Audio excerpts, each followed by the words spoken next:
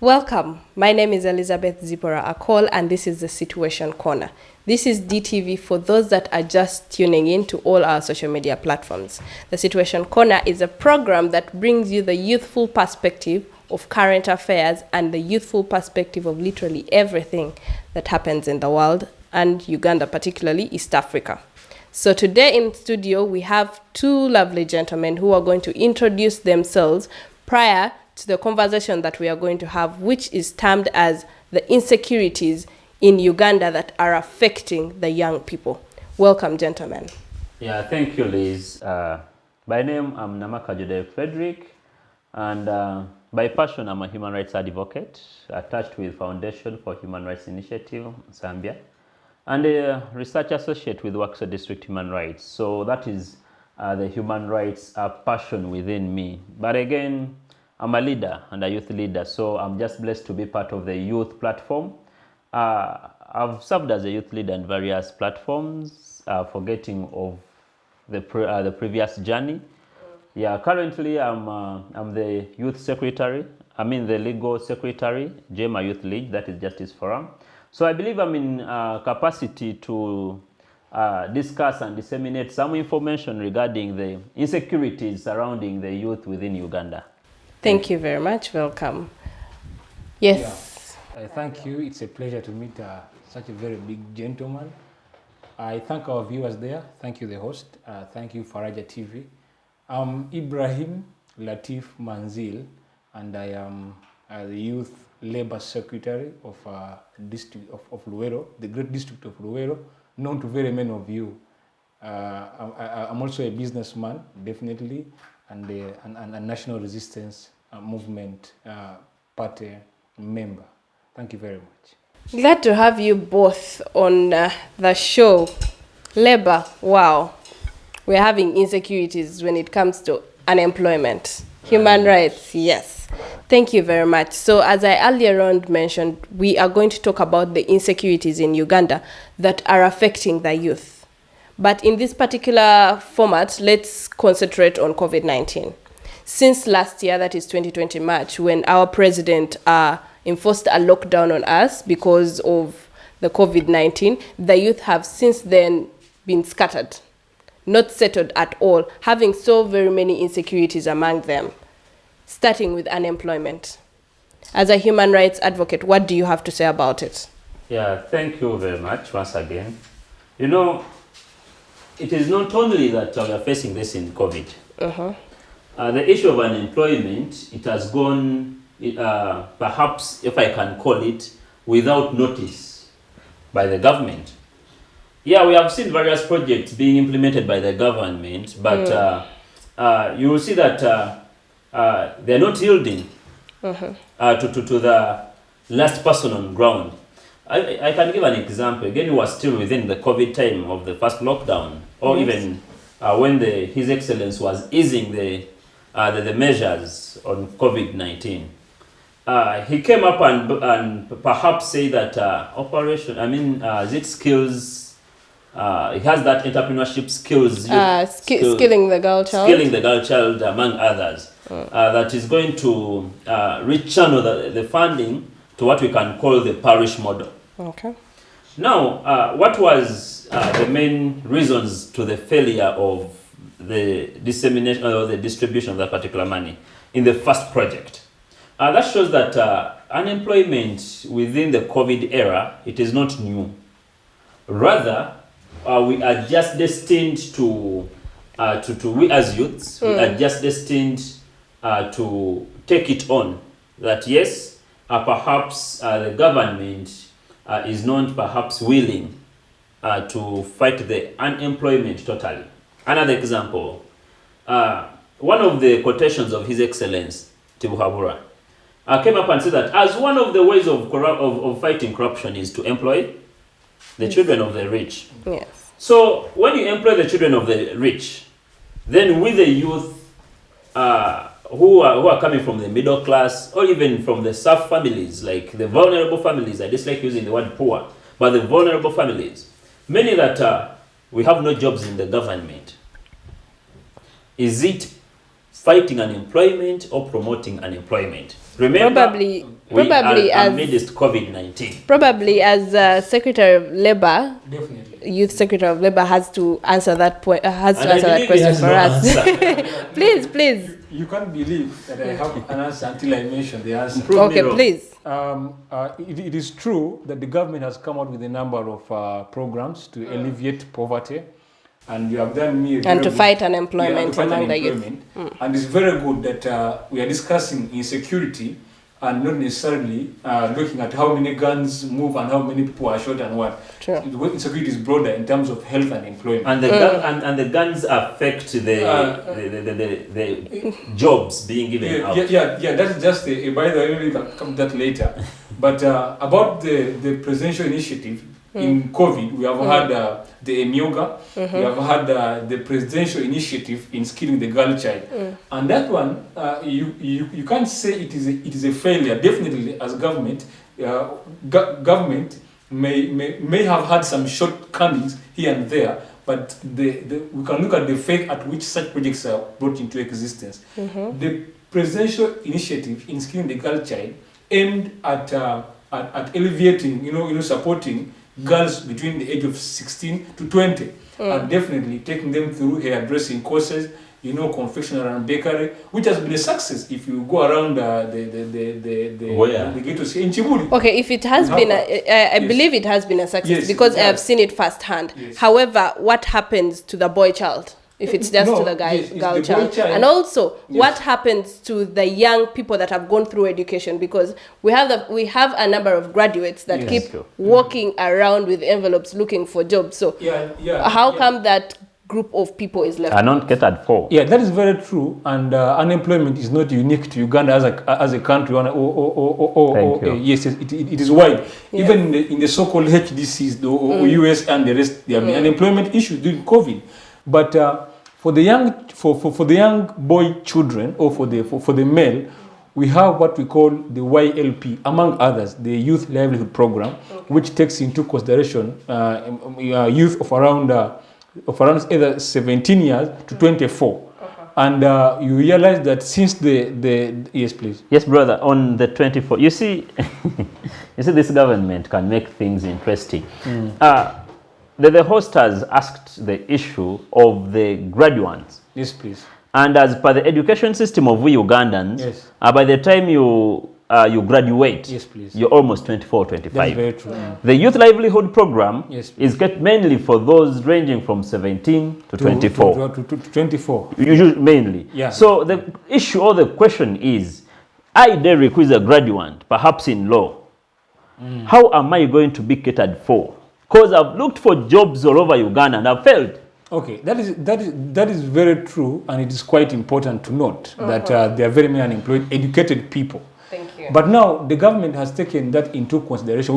You have seen this happening chronologically because developing or employment is a process. We have seen that the syllabus in secondary school and other lower school setting have been changed drastically towards enriching someone both with the theoretical knowledge of human resource and the rest, but also technical knowledge. The government have since renovated very many technical institutions, technical colleges, technical colleges, technical institutions. Allow me interrupt if I may. Yes, please. The government has done that. All that. That was before the lockdown, the first lockdown. Yes. Yeah. We went to the second lockdown where education was before the second lockdown, education was a little bit on a standstill. Yes, please. Then they kept on resuming to school bit by bit. Then the second wave hits us. And On that Yes. point, the question is, And the young people are still unemployed Yes, on the please. second wave of COVID-19. yes, please. The government has worked on different institutions. Yes, the please. government has also put on those different schemes, skilling the girl child, the boy child, the what. EMIOGA, But, YLP, among yes, others, but yes. remember, if it's skilling the girl child, it's also a school per se. Yes, but now they are all seated at home. What is the way forward? What do you think now the youth are up to? Yeah, definitely. That is very. I thank you for that question. The youth. What are the youth up to now? Even those who are employed right now are home. and very many people who have been in employment have really been, retrenched. They are home, but we want to appreciate the fact that they are somewhat paid. The direct answer is this. Let's not quote cassava to call it. I wish I would make my point definitely. Maybe no, because I'm seeing you are quoting cassava to call it perhaps products of Food Hub. You see, the issue is, however much we're having those schools, we are having those killing projects running. As of now, the engine is down. Yes. The question or the matter we are ought to resolve is what is the fate of the youth, not in schools, not in skilling projects. What are they doing at home? I believe there are two things. Yes. One is most of them are left to engage in immoral activities as of now. Yes. And when I talk about immoral activities, the Islam will deem some to be like zina. We shall deem others to be against the public interest, stealing.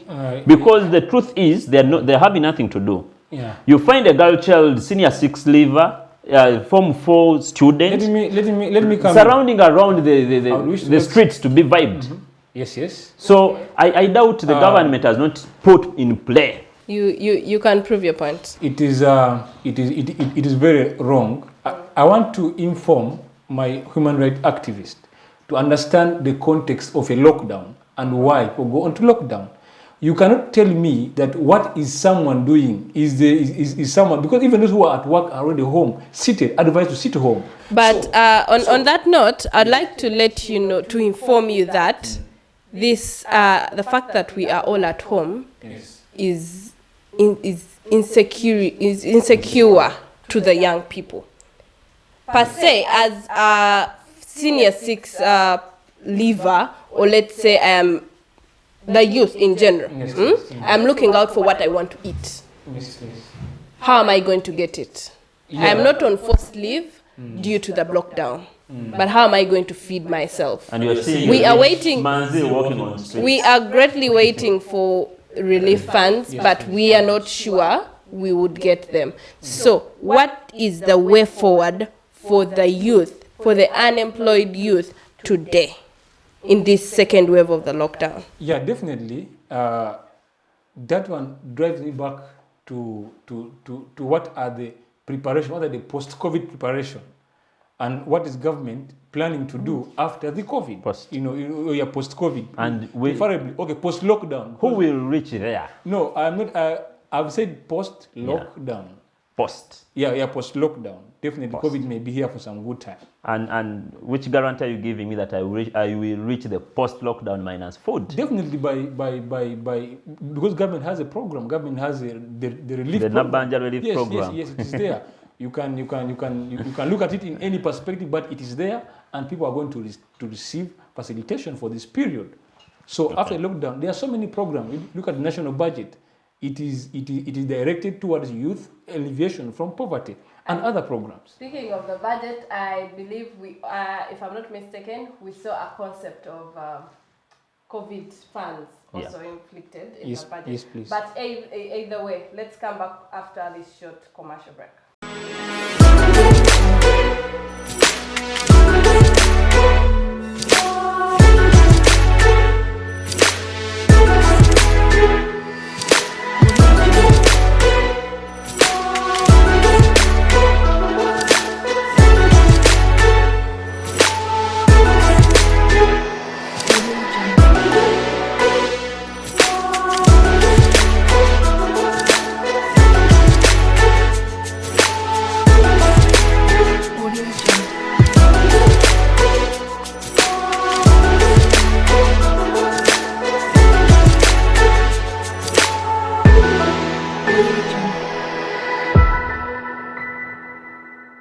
Thank you very much and welcome back to the Situation Corner. Remember, my name is Elizabeth, as always your host, and we have Derek and Manzil. And if you have just joined in, we are looking at the insecurities in Uganda that are letting the youth feel uncomfortable. And our first, before the break, we were talking about COVID-19 and the economy, that is unemployment. So, still speaking about the economy and unemployment and what, let's first kickstart off with the market vendors. What is your say about it? In the first lockdown, we had them sleep in their marketplaces. In the first lockdown, we had, at least we had truck drivers also. But now, we don't have truck drivers no more, but we still have them sleeping in their marketplaces. Besides having truck drivers, as of recent, we have been seeing a project called, should I call it Nabanja, Chitaka Net Project within KCCA area. Yes. So we see that, yes, the government is acknowledging that we are having people sleeping within the markets as per the president's directive. That brings some thoughts. Our mothers and fathers are sleeping within. You're giving them tents and nets for us not to access Kampala CBD. You know, last week, police roadblocks surrounding the Kampala CBD area. I was like, what are you going to do in Kampala? So the police officers almost had the discretion to let you in or out. Is it urgent or not? So in the midst of making the police officers having the discretionary powers to allowing someone in and leave Kampala, it is another insecurity which could be put on food. So my question is, who is this food sold to? If getting into the vicinity of Kampala is hard. Now that's what I'm talking about to refer to as food insecurity. As of now, the rate on how families are consuming food is low. Because besides the pocket support or the financial wise pocket wise, also accessibility has deemed to be difficult. A person is ought perhaps to come from Wandega just to go to Owino to sell or to buy some things, and you're stopping that particular person who is walking. That is not, being Kampala district is not different from Kampala Central Business District. It is the same. Two, you're going to realize that some police officers, we saw news recent, like 1 week and a half in the Western region, where the LDU shot the border guy in the disguise of violating the presidential directive of crossing the border. If I'm not mistaken, it was in Tungamo border district. So the question is, however much we are having also the economic perspective, how are we having the police officers being brought on board to ensure that the presidential directives are being enforced in a human rights manner, in a friendly environment? That's a true fact. What do you have to say about it? Yeah, I mean, food is part of our rights. Thank you very much. You know, there are some points I can't leave untouched because Comrade Derek said that the police were acting at their discretion either to allow someone move on. One, a police officer, to inform you, is a law enforcement officer. And definitely, by being put in a roadblock, they are there to enforce a given particular law they are passed by individuals in authority. Thank you. If I'm to stop you right there, does this law tell them not to, like, we need to get food from not to allow persons from accessing the CBD? Yes, you can be limited from access depending on what agency you have. You know, there's a list of individuals who have been allowed access and movement. And I'm very sure you're here, you have passed through so many roadblocks, right?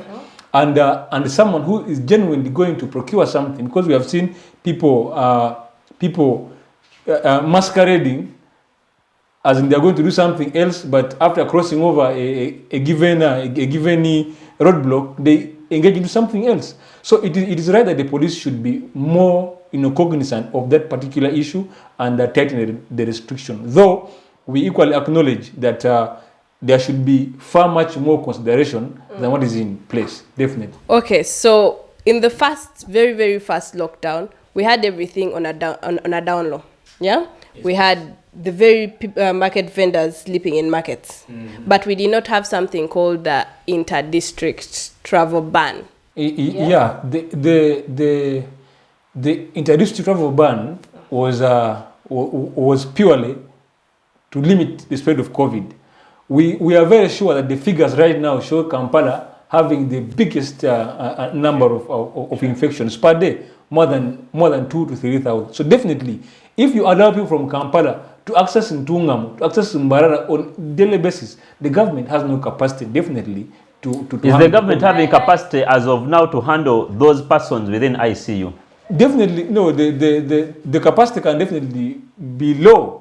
It is low. So in simple terms, it doesn't have capacity. Yes, no country in this world has capacity to handle COVID-19 surge. We have seen this happen. But okay, before we drive to another angle, I want us to look at the enforcement that the different security forces are putting on to this lockdown. Yes? Yes. Because we are going to look at this in a matter of like occurrences of these different events. Yes. In the first lockdown, we had security forces, the LDUs deployed everywhere. Yes? And what was the result? Let me cut you short a moment. Yes. You see, the aspect of security officers vis-a-vis COVID-19. As in the first lockdown, how many people died because of the security agencies enforcing the presidential directive? We saw the rates, we saw the numerical numbers as of then. Two, recently, what was the uniform of the LDUs? And as of now, yes, Micromed might tell me that they're still using the same uniform. How many are we having within the Kampala now? You see, there are times where the government can be in the bedroom and they accept and acknowledge that, yes, the LDUs really did this and this. I believe that's the main reason as to why now they are reduced within Kampala. You will find them, some of them putting on the UPDF attire. I'm a green with, is it called the Bibombola, the camouflage uniform. You'll find... should not be verifiable. I don't know that you can verify that. That the LDUs are now using the army attire. Where are the LDUs now? Prior we had LDUs like beyond 10,000. As of now, where are they? I assure you can walk in Kampala, just one road block, and you find like 2 LDUs in their normal uniform. Yes, please. Prior you could find like 10 of them. So, but the government knows better where are they. But what I try to bring on board, deployment changes. Deployment changes. Regardless of deployment changing, we could again still see them where they are deployed. But regardless of their uniform, yes, please. I believe one thing maybe I could, for once, acknowledge the government and appreciate the government is one. In the first lockdown, usually it was like power was given to the LDUs to enforce. And more or less the police officers were more or less following the LDUs.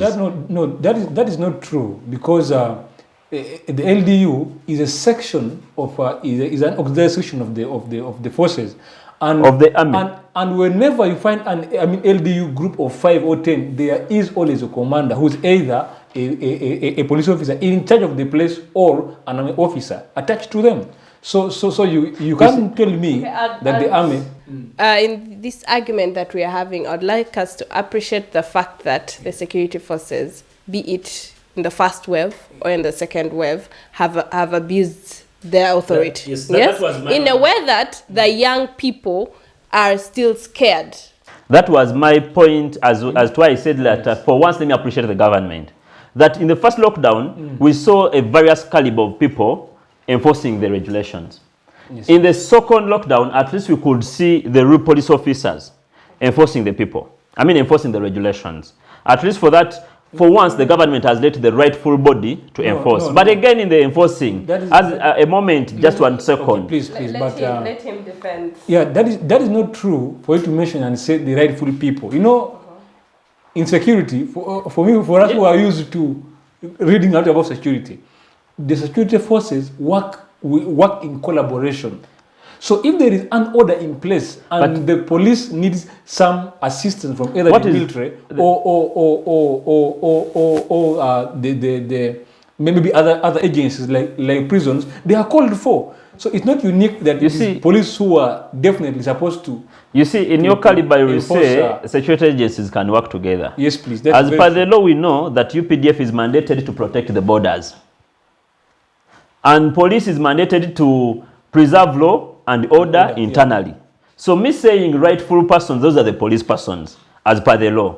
I'm not seeing the constitution mandating the UPDF from coming in to settle the internal conflicts. Yes, okay, regardless of that, my point was that at least for once I'm seeing the police doing their job. But now the question is, are they doing it right? The inter-district ban, it is something new in Uganda. Last year, when we had news that some countries have invoked in the inter-district ban, I was like, but for Uganda, really, how can you start to put a border roadblock between Wakisa and Ruwero? How can you start? Yet I know the Maramu Road What I want Comrade to understand, it is not that it is out of the blue to have that. There is a reason. Let us understand the faith at which the lockdown was put I'm not objecting to the reason. Yes, yes. The reason is Kawa. Yes. I'm not objecting to the reason. Yes, yes. But my main concern on the modus, on how the police is enforcing these regulations. I gave you an example of a person who lost his life while crossing the Ntungamo border, if I'm not mistaken. So who is having power? Is police mandated to shoot? Second, is police mandated to follow the president's directives, or is mandated to follow the government, the law? Okay, we've had all your arguments, but the question right now is, how safe are the young people? Yeah. Someone back there, someone in the audience right now could not trust the security forces. Why? Because they say once bitten, twice shy. The experience they had with the security forces in the first lockdown could not make them trust the security forces in the current lockdown. However, we do want security. We do need security in Uganda. Yeah. So, as what do you have to say about it? That's very true. We cannot do away with security forces. And what I urge to the young people in my constituency, preferably those subscribing to the national and even the youth at large, because you must keep safe. One, adhere to the police directives and to the presidential directives. Follow the required documentation for you to access another district or to move, so that you can live in harmony with the police forces. And also, I would lastly say that for unemployment has been one of the biggest issues. There are so many government programs in Yoga, where we have like over 260 billion in place. So, among other youth programs, you should be engaging, support government programs, so you can have yourself alleviated from the poverty line. You should be safe and take care of yourself. Derek, what do you have to say to the young people?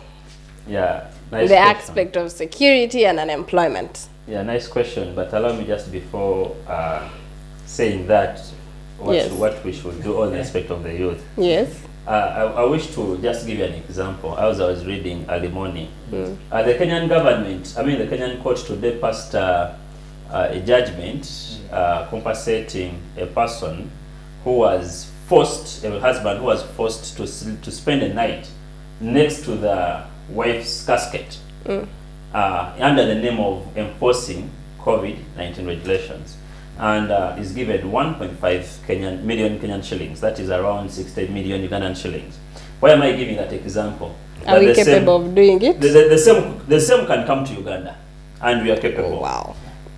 Why am I again giving that example? Is a youth, let's learn to seek knowledge. You see, a person who doesn't seek knowledge is not safe at any time. Why? Because you don't know what to do, when and how. Sure. The last time when I was here, I said that youth, we are never safe in today's Uganda. And I take this opportunity again to re-emphasize the same. We are never safe in today's Uganda. More so, those so-called the educated youth. Leave alone these uneducated, because for them now they know that they can hustle out. But now you have a caliber of... We mean undereducated, not uneducated. Okay, thank you. Uneducated, but also you have those who are not really educated. Thanks for correction. But uneducated, they can hustle a bit. But now you who says I'm educated and you look for the job and you don't have, how is the government helping you? we are not safe economically, So socially. programs that are There are none program covering us socially, culturally, you should look at the and budget, national politically. budget, Just go back, revise yourself, know where to start from, so that you can give yourself a cool and a conducive I believe- environment. I wonder if someone can read the Kenyan ruling and doesn't read the national budget to look at how youth have been even given Well, I believe we have more and more issues to discuss about, more issues to argue about. But thank you very, very much for tuning in to Faraja Television. My name is Elizabeth Zipora Akol, your host as always, and this is the Situation Corner. Don't forget to follow, like us, and subscribe on all social media platforms. That is on Twitter at Faraja Television or at Faraja DTV, on Instagram at Faraja DTV, Facebook the same, and on YouTube the same. Thank you, subscribe, and hit the button.